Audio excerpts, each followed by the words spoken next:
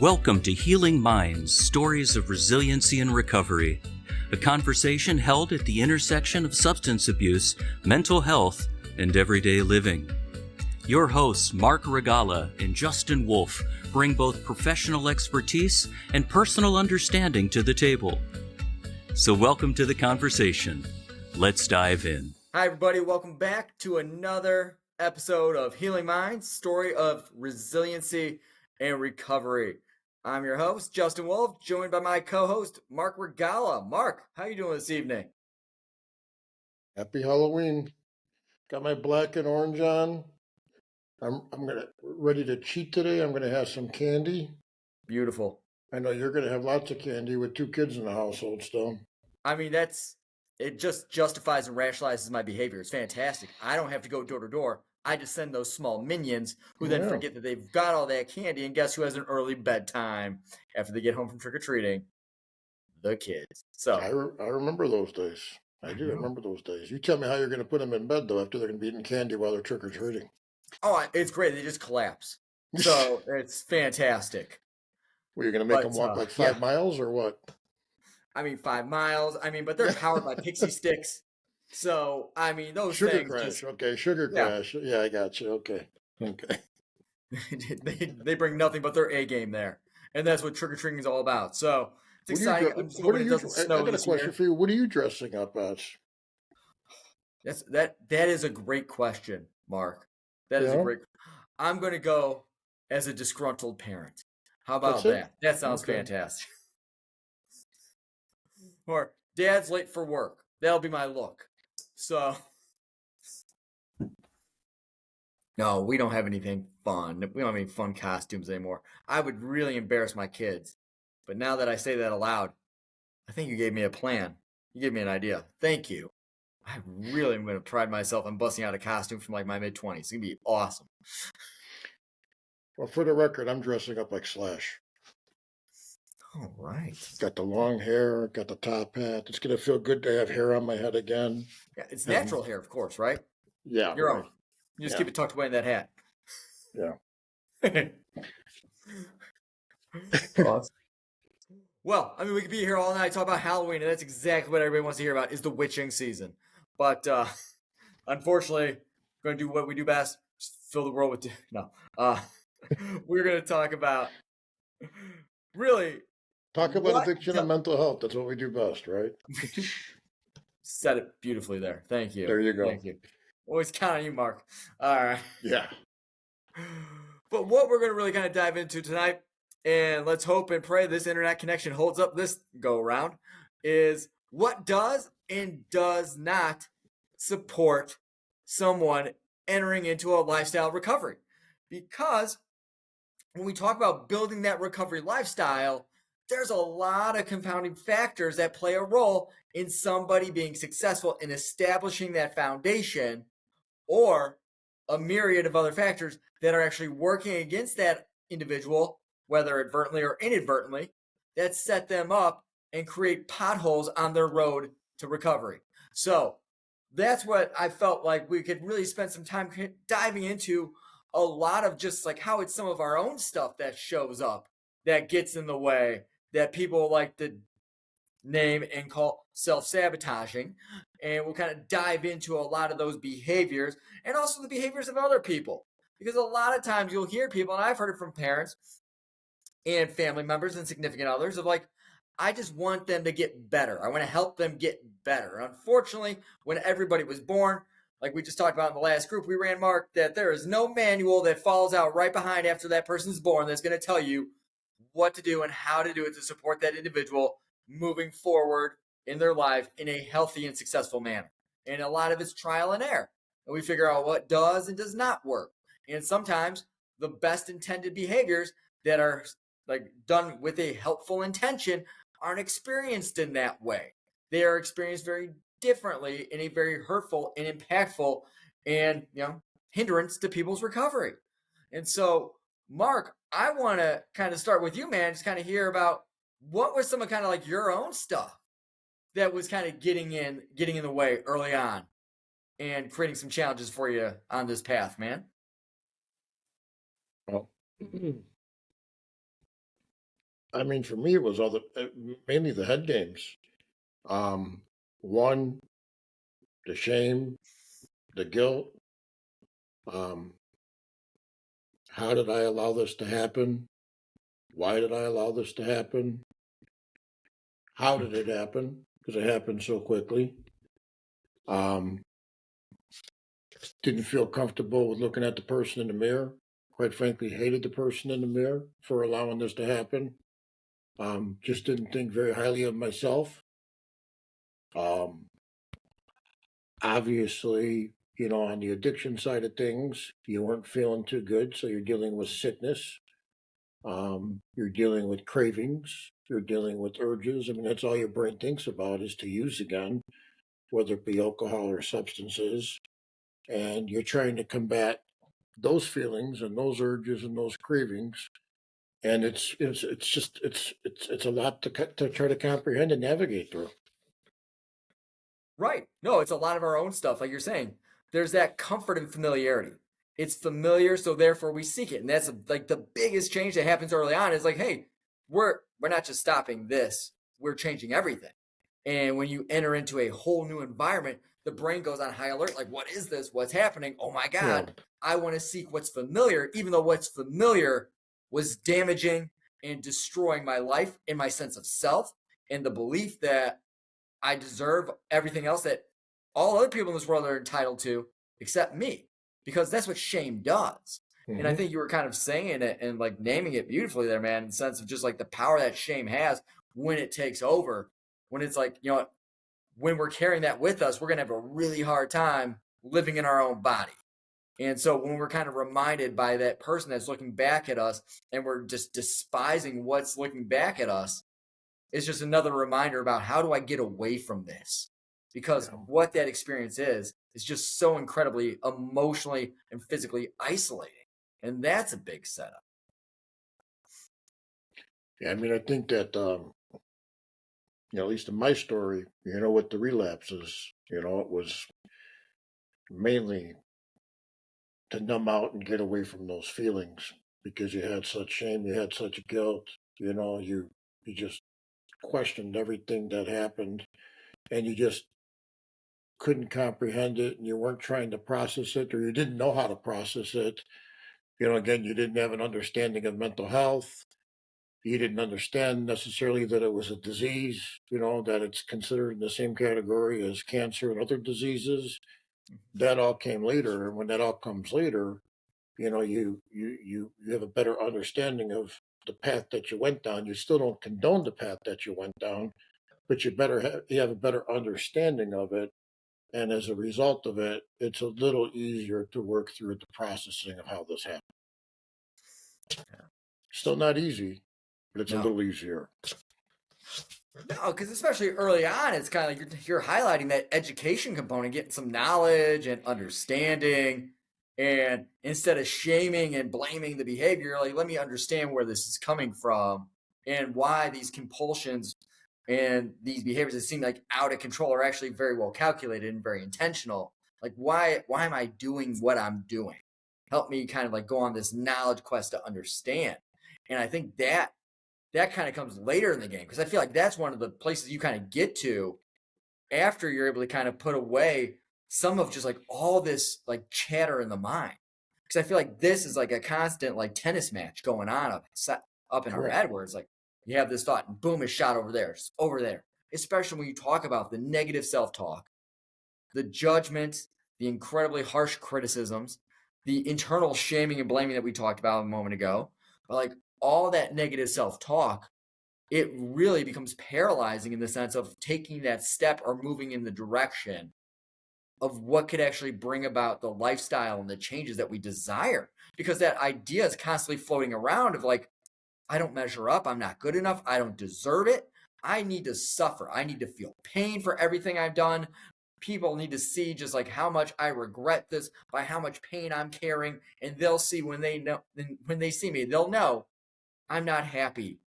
Because you talk to anybody at kind of like that end stage, when you look at like the disease of addiction and when it's got its full grip on somebody and it's really interwoven itself into the life, people aren't having a good time. This is not for fun.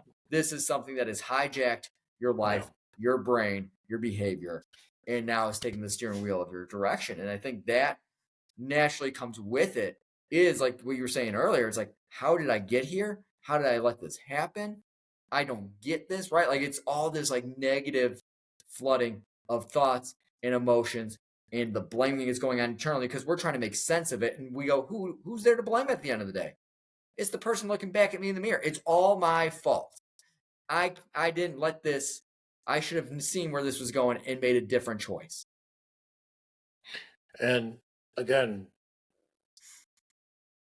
you know, in my opinion, I didn't need to be reminded of the damage that I did.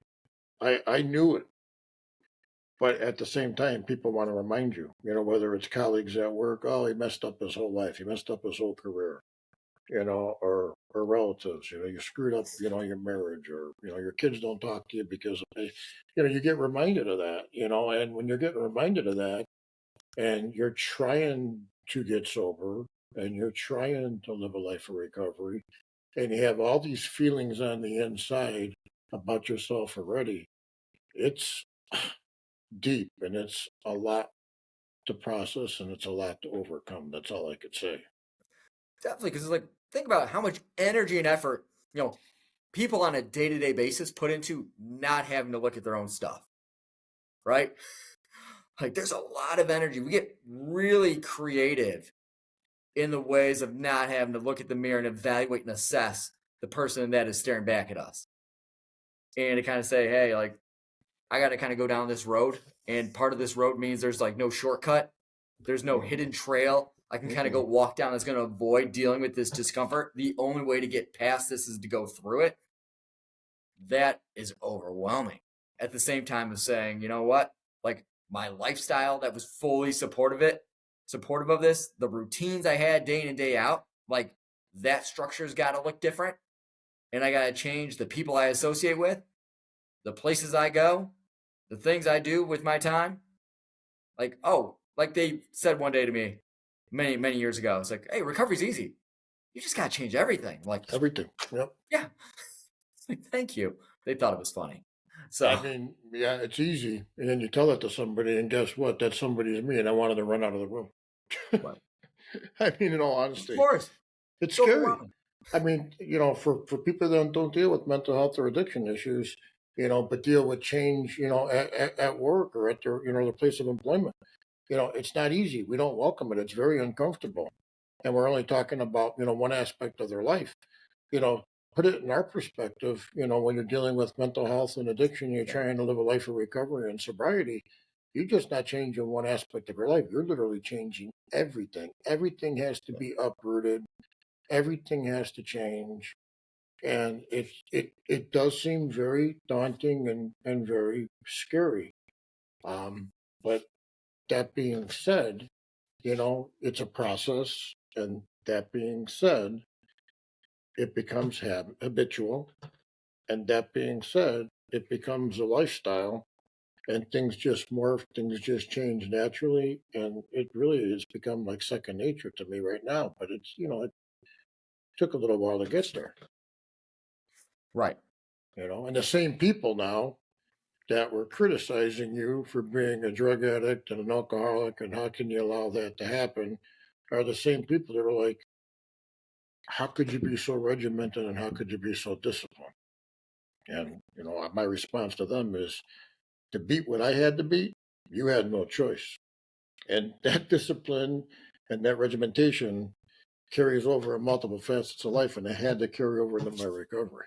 And I'm very disciplined and very regimented on what I do on a day in, day out basis, but I need it that way to keep my disease in check.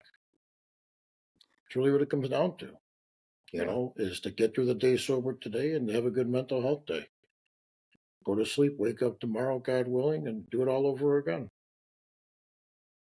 Yeah, imagine like I just wanted to kind of know from you because I know this is a big thing you talk about is just kind of your routine that you've established that you kind of follow through with, that you execute. How did you go about building that routine early in the early stages? It's a good question. The gym early in the morning, quite frankly, it was forced upon me. think I told you this before.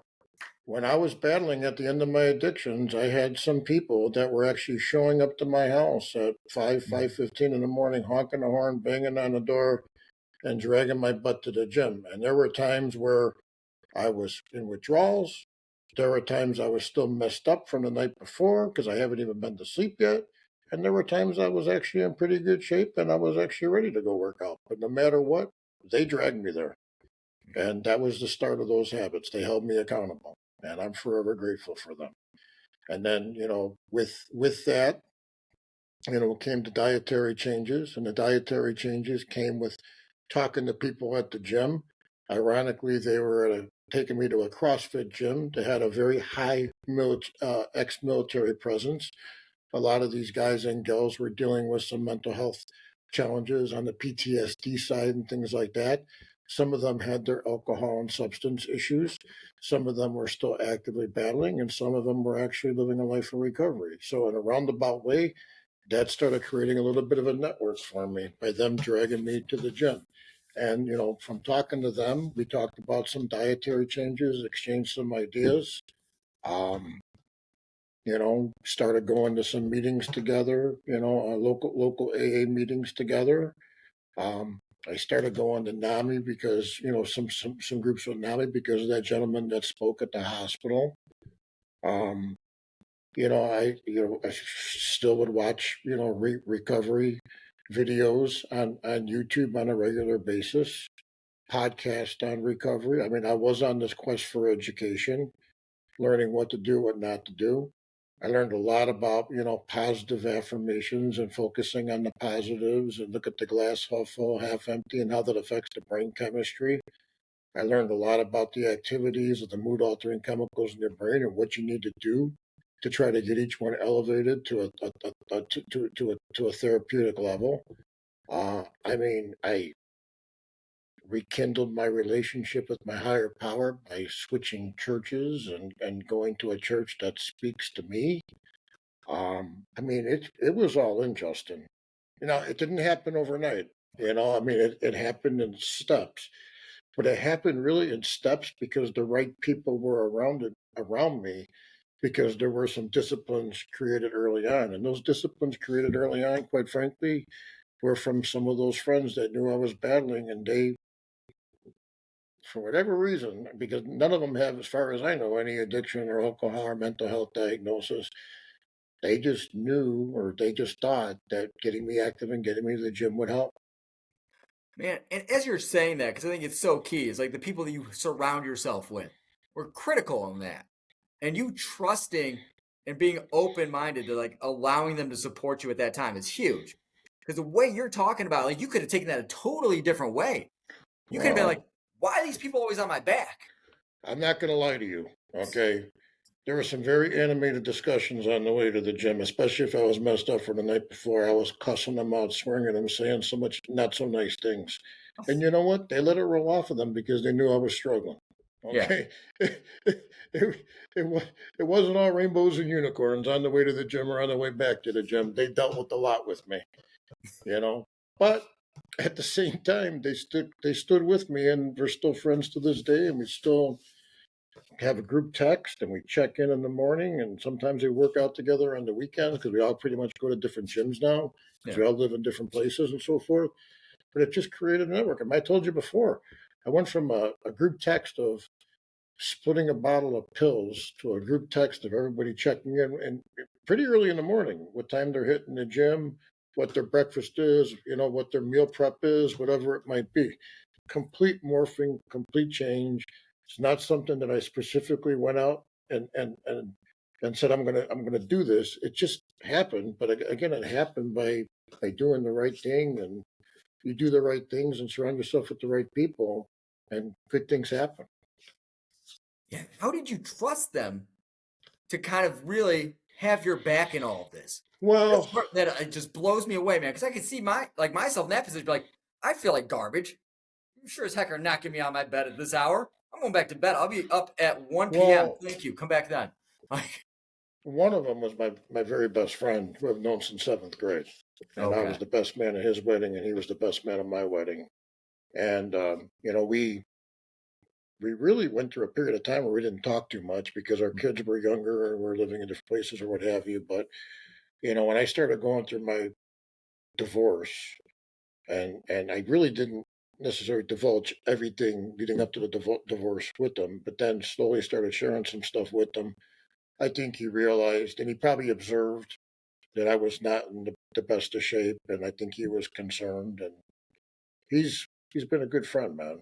And he was one, and he introduced me to some people at the gym. But the people that he introduced me to at the gym, it was almost like it was really calculated. Like this one particular gentleman, he's very spiritual. I actually consider him to this day like my spiritual, like elder or spiritual advisor. He still sends me like religious memes and things like that. He's a very grounded individual.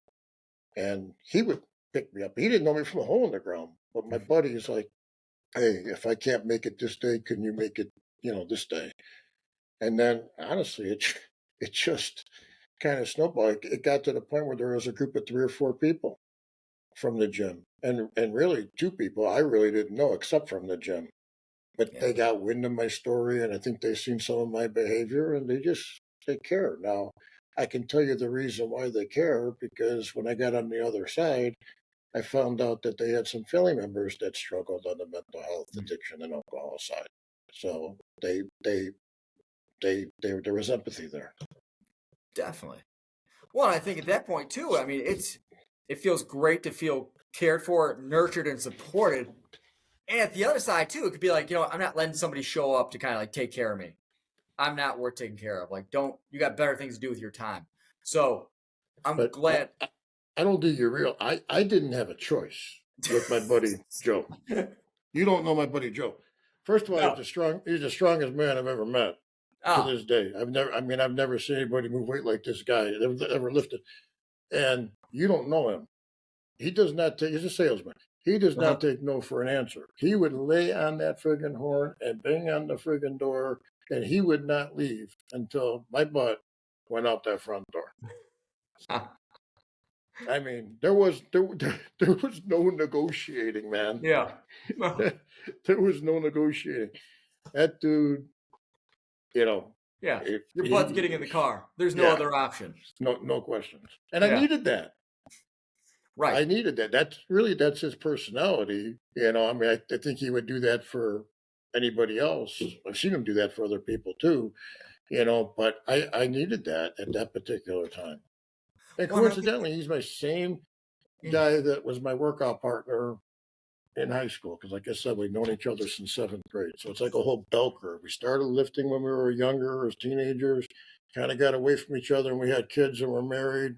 Kids got older. I went through my divorce, and now we're right back at it. It's like we're 17 years old all over again. Except we're moaning a little bit more because we're a little more sore. We'll work out the day before. Yeah, I mean, that's what happens with age, right? The body doesn't bounce back like it used to. Man. No. And he takes about a half hour to wrap up because he's got so many issues going on. He puts the wraps on that. I go, Joe, do me a favor. When you say 6 o'clock now or 5:30 in the morning, you get here at 5, or I'm going to come a half hour later because it takes you a half hour to prepare for the workout.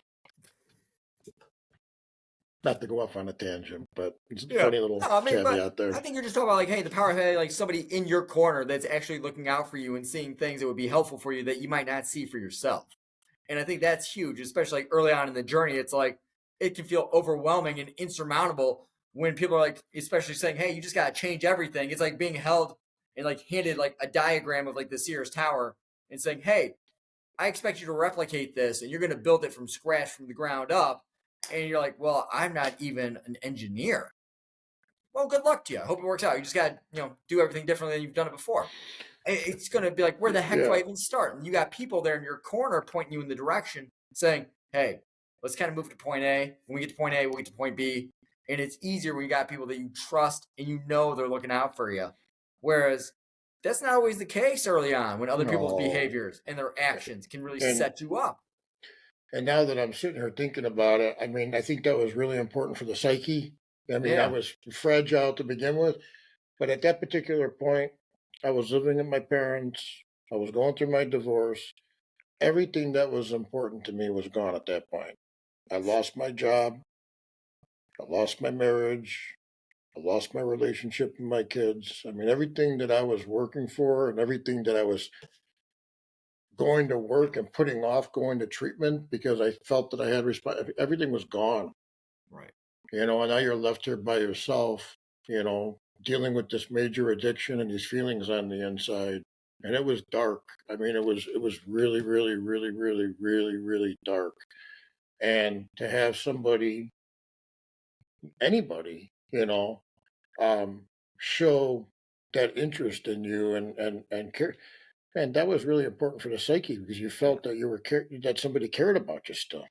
Right. And that helped, and then meeting those other people who I really didn't know, but they've all become very close friends since then, really close friends, that helped too, a lot. So, there was other components besides them just picking me up from the gym and holding me accountable. It really helped from a mental perspective to show that there's people out there that still care about you, Mark, even though you've made all these poor decisions in your life and have gone down this path. Right. And like you said, like the psyche at that point is like very fragile, very emotionally, like, very, reactive because it's like, I'm going to be hypersensitive to everything that everybody else is giving me to work with in every Yeah. interaction we have because I'm having a hard time being comfortable in my own skin.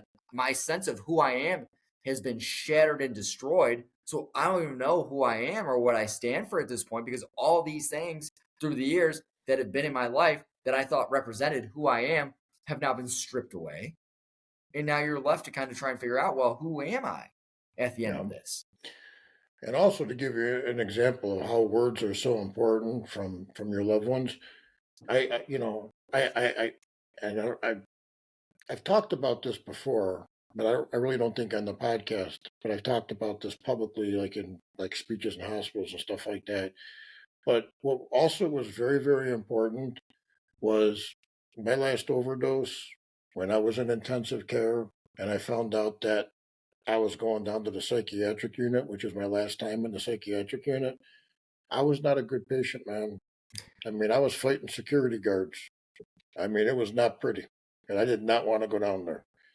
And I don't know if the psychiatrist coached my mom and my sister to use these words, or if my mom and my sister just used these words, but it was so soothing because I remember a conversation with my mom, and I told her, Mom, I don't want to go. And she's like, Mark, you have to go. She goes, and she used the terminology. It was the first time anybody that I loved and I knew loved me used this words. She goes, You're sick, and we just want you to get better. And as long as you're willing to work and try to get better, we're going to be here for you. And that's the first time anybody ever used, at least from a relative perspective, Yeah. somebody that I cared about and loved, the word sickness. And hearing that come from my mom's mouth and then my sister's mouth afterwards, that really helped me from a mental perspective because Absolutely. there was no what the hell happened, you ruined your life, there was no judgment there. They Mm-hmm. were speaking from an empathetic perspective of you're sick, you need to get better, we're going to be here for you, but you got to go and you got to do the work. Yeah. I mean, just And not being honestly, in those after emotional that shoes. conversation, I wasn't fighting security guards anymore, and I willfully went down to the psychiatric unit. And on the third day down there, that's when I met that speaker that told the Mm-hmm. story, and that's what really catapulted me to where I'm at today. Definitely. I mean, that's Everything happens huge. for a reason, Justin. That's what I hear. That's what I hear. I mean, it's almost like a game of chess. Certain things had to happen for you to be down there and meet this person and meet that person. I look at it now. I mean, literally, so many things had to come into play for me to be sitting here today and not one of the deceased of so many people that I know that didn't Yes. make it out of this addiction. Because I very easily could have been one of them. And I Right. often ask myself, why? Why am I here? Why, how did this happen? Yeah. I got explanations for it, but I mean, it's probably too deep to get into on this forecast. Yeah. I think my head will Podcast. explode. Yeah. Forecast. Podcast. So, No. But no, I think like that that point there, like that question, like why me, like I shouldn't be here. Like there's more reasons why. Like I know those were common thoughts, like heard, like at least like echoing early on in my Yeah. own mind. It's like, just you start getting in like the blame game and the shame game and just like picking yourself apart. And especially if other people around you aren't responding the way that your mom was responding. Cause like that's incredible to kind of be up and be compassionate in the manner in which she approached you at a really emotionally fragile time where she could have come at you like, what the hell are you thinking, Mark? Like da da da da, and just like verbally and emotionally like, assaulted you there. And instead recognizing like, hey, you're hurting, you're in pain. Obviously, you're not in a place that you expected to be nor desire to be. So why would I treat you as such, like this was your master plan? Like she's coming at you from a place of like that, just straight up communicated, hey, I see you and I'm concerned about you and I love you and I want to help you. I want to be a partner on this journey instead of somebody who's setting you up to fall back into more of what you don't want in this Yeah. life. Yeah. I mean, I think that's just like critical. I mean, that just speaks to like the health of the relationship. Whereas you always hear like one of the biggest setups that like really hijack people in recovery are having these toxic relationships with other people Yeah. where their partner will come at them like, why do you spend so much time at meetings? Like, why are you going to the gym at all hours? Like, don't I matter to you? Right? It's like this boom. What about the things that you're doing for your self care to make sure that you're walking this path? I'm communicating to you as your partner, like, this isn't working for me. Maybe you don't need 5 meetings. Maybe you need 3. We can get together the other 2 nights, right? Like those patterns are really difficult to navigate and manage early on and at any stage, really. I mean, it's a give take though. I mean, you got the app with the meetings. I mean, you can hit a meeting at 5 o'clock in the morning if you wanted to, Mm-hmm. while your partner or significant other is still in bed or getting ready for work. Like even with me. I mean, when I go to the gym, I'm not going to the gym at middle of the afternoon or in the evening. Get up at 4:30 in the morning. I'm in the gym by 5 o'clock. I'm done by 6:15. Everybody's still sleeping for the most part. Or they're just getting up. I'm not taking time away from them, but I'm making sure that I'm doing what I need to do. Yeah. I might go to bed a little earlier, because I need to get up early, at a respectable time. But, sleep is very important too for everybody, Right? not just somebody who's in recovery or trying to maintain sobriety. So it's a give take. Yeah. I mean, and I can understand that perspective. But then, I'm going to play devil's advocate and be like, if I had a spouse and my spouse was saying those things to me, I would remind them that you want the best version of me, you want the best husband, you want the best father of the kids. In order for me the best version, I have to do certain things. Right. I can't slip up. I can't get complacent because if I get complacent, then I go backwards. You most likely, if I was married and I was still married, they would know. I mean, you didn't like that person I was back then. You want to go back to that person? No. Right. No, and it's like that's where there's that saying where it's like, hey, your relationship might not be good for recovery, and recovery might not be good for your relationship. Well, I've had that too. Yeah. I've had that too. In some relationships, with specifically with the women that I was dating, and unfortunately I had to walk away, because her lifestyle didn't mirror my vision of my lifestyle. And she was a good person, good woman, but at the same time, again, you have to put your recovery and your sobriety first. And that's not easy to do. It's a discipline, but you need to do it. Because if you go backwards, yeah, nobody's going to win if you go backwards. Right. And it's a very dangerous game to start playing compromise with what it is that you need to do to kind of keep yourself walking the path. Because once one thing starts falling off, it's really easy to let that next thing go. Very easy. I don't think the general public realizes that if they don't have a knowledge or a background in this arena. I Yeah. really don't. I mean, it's, and you see it every day. I mean, you see it every day in your profession too. I see it every day with some of the work that I do. It starts sometimes very innocently, Yeah. maybe because of complacency, and it spirals out of control really quick. Really quick. Yeah, it does. Picks up right where you left it. And sometimes in no time, sometimes it just takes another little bit of time to kind of get right back there. And so Yep. that's where really looking at how it's not just sometimes our own stuff, because sometimes it's our own stuff that mixes up with other people's stuff. And it's like, hey, I don't dislike you as a person. I might really like you, but I know you and I together, this isn't going to be good. This isn't going to work out. Yeah. Whether it's friends, significant others, it's just like, we get together. It's like gasoline and you're the match, and things just erupt. It's sad. Yeah. But that's facts right there. And you have to recognize it, because that toxicity, because of the lifestyle differences and so forth, it's eventually, like you said, it's eventually going to light up or blow up. Hey, I mean, let's be honest. Like, everybody gets really good at lying to themselves throughout this. Like the more you get into it, it's like the stories that we tell ourselves, we actually believe what we're selling. And it's like you kind of get to a point. It's like, did I actually believe that? It's actually real. And you just have to acknowledge that. You know what? The hard, honest truth that I got to have with the person that's looking back at me in the mirror is that if I'm really saying I value and want the best for myself on my journey here, that means I'm going to have to make some hard choices and some hard decisions and sacrifices, because at the end, anything that's worth it doesn't come with that. Nothing's easy that actually matters. You think about any of your achievements that you've had in life, it's not just because like you walked into it, you're like, oh, you're getting the award for being like this of the year, but just because you woke up today.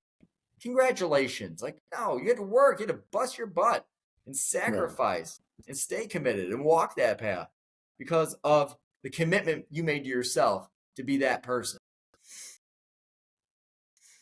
And so I think that's when looking at just, we talk about what actually helps on this journey. I think you've highlighted, man. You've really been knocking on that door quite a bit of just self-care, really treating yourself like you care about yourself. Yeah, and again, I mean, I think self-talk is important. Positive affirmation is important. Again, you could be going through a very difficult time in life. That's okay. What's the learning or growth opportunity here? Slow down those thoughts. Not woe is me, but okay, what's the learning? What's my takeaway here? Focus on, what's the positive I can take out of this very tough situation that I'm going through right now. And then the other thing too, and I don't think we talk about this enough, is you have to celebrate the wins. I don't care if they're small wins early on in recovery.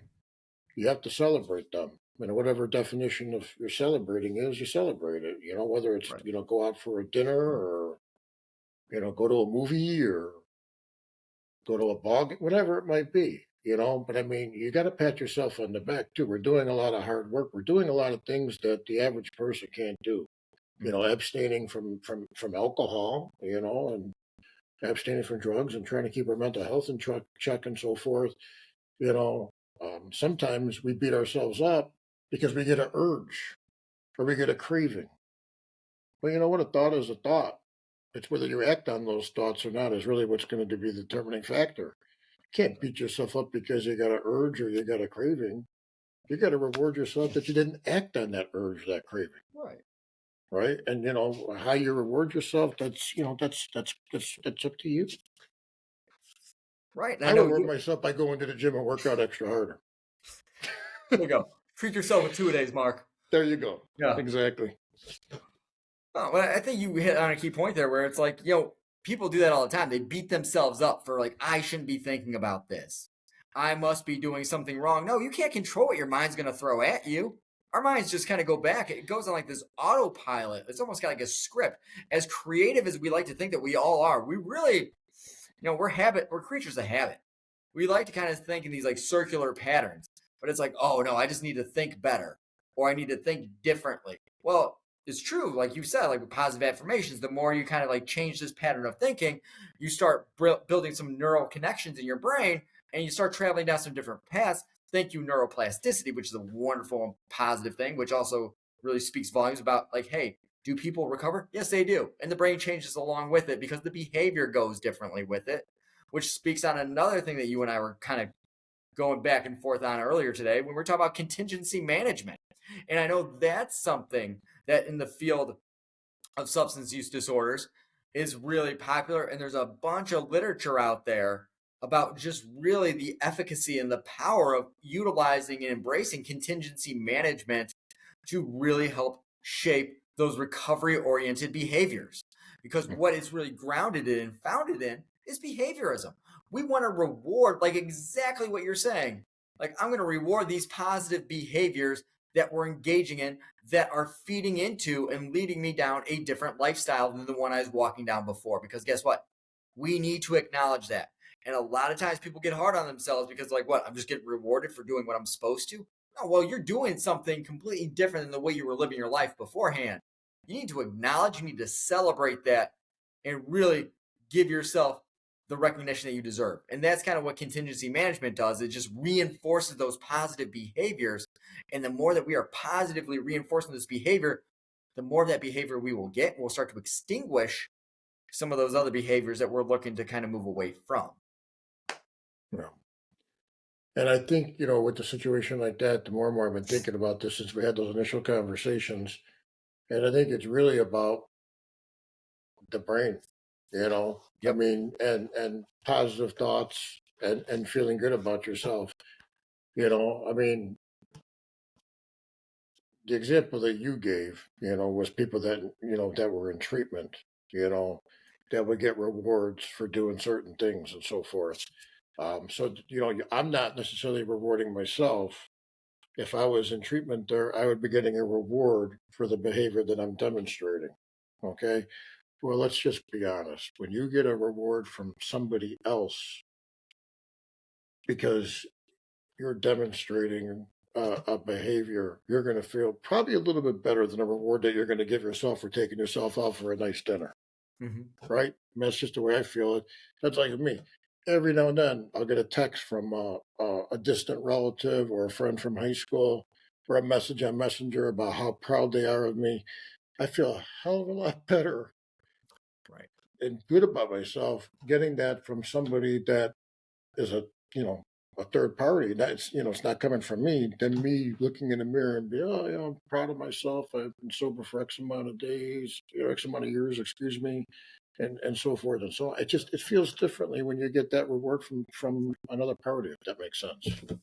Totally. Because it's like, hey, that person sees me and they acknowledge it. And they took time Yeah. out of their day to acknowledge that. And that's powerful.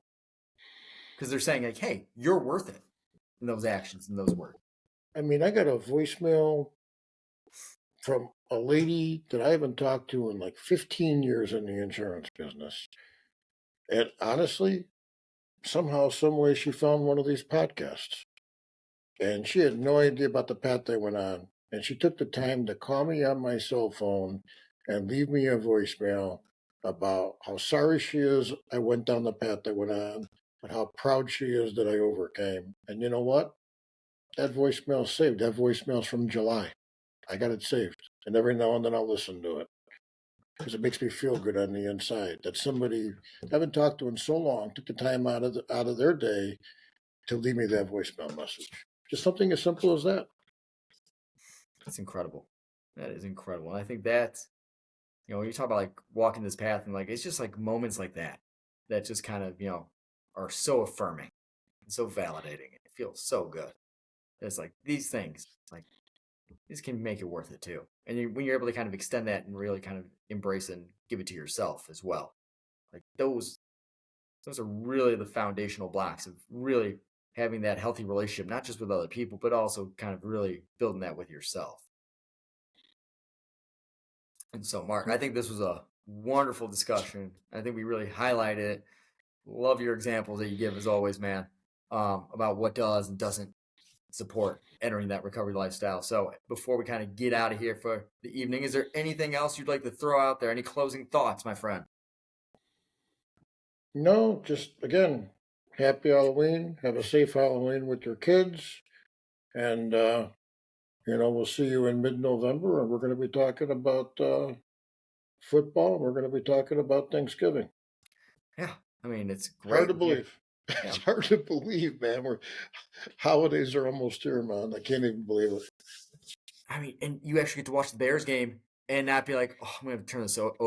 Hey, I'm actually excited, man. We're getting close to November 1st, and we got meaningful games here. I know. I mean, that's uncharted waters for a Bears fan. So I'm getting, as the weeks are progressing, I'm getting more and more excited here. I can tell you that for sure. So that's cool. Excellent. All right. Been a long time. You are all joining us on these discussions. This podcast will air on the 15th and the 30th of the month, so be sure to tune in.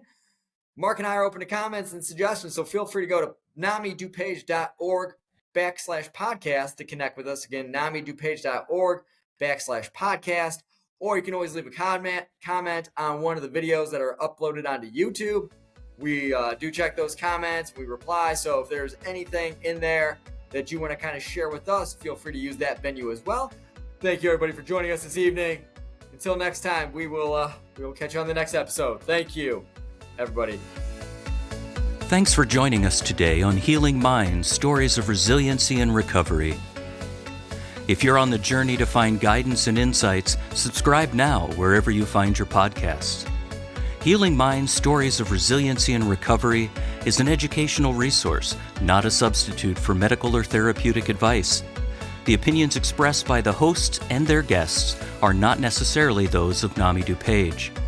Go to namidupage.org/podcast for links to past episodes, show notes, and to submit a question or topic ideas for a future episode. Until next time, be well.